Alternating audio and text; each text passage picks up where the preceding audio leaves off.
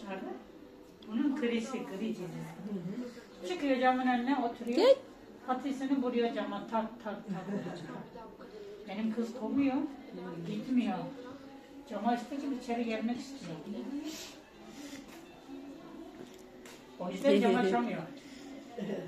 Camda sinek yok ya. Normalde gelmiyor mu? Alışmış, mamayı yediriyor. Evde ne varsa veriyor bize. O da mama tabağını çalmışlardı. Daha bir daha mama tabağı almadı. Abucu. Hadi gel dışarı çıkalım.